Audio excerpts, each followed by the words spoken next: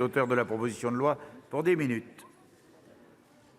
Monsieur le président, monsieur le ministre, mes chers collègues, j'ai l'impression, monsieur le ministre, sur ce sujet, de revenir un peu comme une cousine de province, vous savez, avec mon petit bagage, et de venir vous répéter la même chose de PLFSS en PLFSS.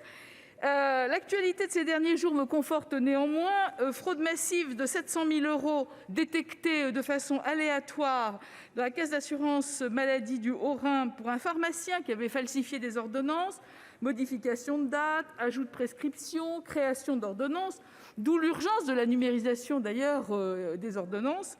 Et puis hier, devant le tribunal de Grenoble, 3 prévenus comparaissaient pour un préjudice de plus d'1 million d'euros. Un médecin et 2 complices comparaissaient pour avoir falsifié des dossiers d'aide médicale d'État au profit de 197 personnes domiciliées à l'étranger et qui donc n'avaient pas droit à cette prestation. De même, ce matin, le Figaro économique titrait « Fraude sociale, l'assurance maladie enquête sur une centaine de centres ophtalmiques », soulignant d'ailleurs le rôle du lanceur d'alerte Charles Prats, que nous connaissons bien. Monsieur le ministre, pour ce sujet, comme pour beaucoup d'autres, le proverbe populaire « quand on cherche, on trouve » trouve son application. Cette proposition de loi est le fruit d'un long travail et d'une certaine obstination pour rendre ce sujet plus visible, mais aussi plus transparent. Je le dis et je le répète, notamment à mes amis du groupe communiste, républicain, citoyen et écologique, il ne s'agit pas d'une fraude de pauvres. Il ne s'agit pas non plus de stigmatiser les étrangers.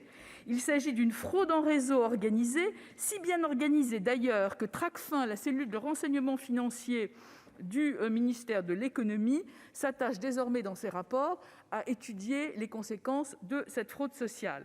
Le dernier rapport de Tracfin est d'ailleurs assez clair sur le sujet.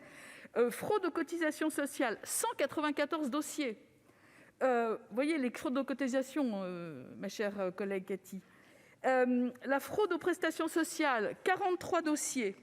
Et depuis le 1er janvier, et ça c'est très important, un inspecteur du recouvrement URSSAF assure les fonctions d'agent de liaison au sein de Tracfin. Donc le texte qui vous a été proposé initialement comportait 24 articles.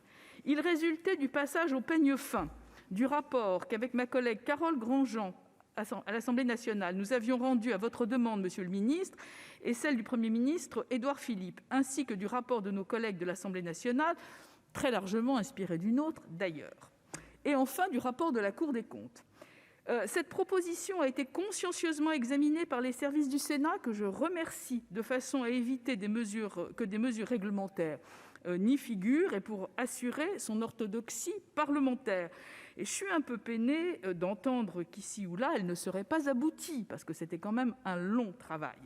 Donc je remercie le groupe de l'Union centriste d'avoir inscrit cette proposition dans cette niche. Lors d'un entretien avec le rapporteur général, nous avons pu constater qu'un certain nombre de dispositions faisaient doublon avec des mesures votées lors du PLFSS, ou alors en cours d'examen par vos services, monsieur le ministre, notamment l'examen du dispositif pour améliorer le RNCPS, qui fait l'objet d'une expertise IGAS, également la carte Vitale biométrique, qui fait l'objet désormais d'une expérimentation dans 10 départements. Ainsi, un certain nombre de ces mesures n'avaient pas à figurer dans cette proposition. Comme je vous l'ai dit, soit elles faisaient doublon, soit elles étaient en cours d'examen par ailleurs. D'autres dispositions ont été écartées de façon à concentrer l'attention du Sénat dans le temps, évidemment, de cette niche. Pour moi, c'était un peu le choix de Sophie. Résultat d'une âpre négociation avec le rapporteur, ce choix ne signifie pas, monsieur le ministre, un renoncement de ma part pour défendre des mesures écartées dans le cadre, évidemment, d'un autre texte. Je maintiens, par exemple, que les conditions ne sont pas encore remplies, loin de là, pour éviter la fraude documentaire. J'attends avec impatience l'évaluation de l'application de l'article 13 du PLFSS portant consultation systématique par les organismes de sécurité sociale du fichier AGDREF. Je maintiens également que la marge de progrès est très importante. Je connais la position de nos collègues du groupe communiste républicain, citoyen et écologique, qui opposent la fraude fiscale à la fraude sociale. Les deux fraudes aux finances publiques sont à combattre de façon équivalente.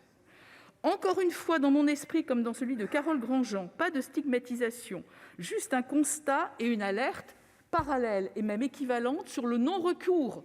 Parce qu'évidemment, le non-recours est aussi un défaut de notre système, à la fois sa porosité pour les fraudes, mais à la fois le fait qu'il laisse un certain nombre de gens à l'extérieur d'un système, alors que ces gens devraient avoir droit à des prestations qu'ils ne vont même pas chercher.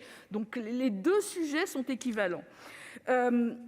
Il faut combattre donc les deux problèmes avec la même énergie. Je ne doute plus de la volonté du gouvernement, compte tenu de la feuille de route, monsieur le ministre, que vous avez eu l'occasion et l'opportunité et l'obligeance de me communiquer. La France est un pays particulièrement généreux, 750 milliards de prestations versées, avec un système particulièrement complexe qui permet des fraudes sans grande sophistication, compte tenu de l'échange systématique de données et aussi du système déclaratif.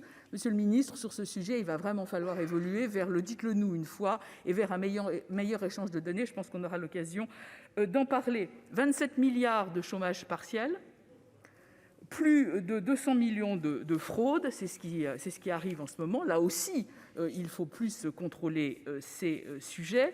Un fraudeur comptant est un fraudeur qui revient. Faisons en sorte, monsieur le ministre, qu'il ne revienne plus. Il restera à presser vos services et les organismes pour que nous puissions contrôler les dispositifs en place. L'évaluation va être extrêmement importante, mais aussi chiffrer la fraude. C'est impossible que d'organisation en organisation, que même la Cour des comptes soit impossible de chiffrer. Et moi, monsieur le ministre, je pense qu'une des solutions serait probablement d'externaliser le contrôle de la fraude. Parce que lorsque l'organisme contrôle lui-même la fraude, je pense qu'à un moment, on arrive à l'aboutissement de l'exercice et qu'il faudrait probablement externaliser ce contrôle de la fraude des organismes sociaux de façon à ce qu'ils ne le fassent pas eux-mêmes. Et puis, j'en ai fini pour qu'on gagne un peu de temps. Et puisque nous sommes entre nous, je voudrais vous demander quelque chose, monsieur le ministre. Moi, j'aimerais que le rapport que nous avons fait avec Carole Grandjean soit accessible sur le site du ministère.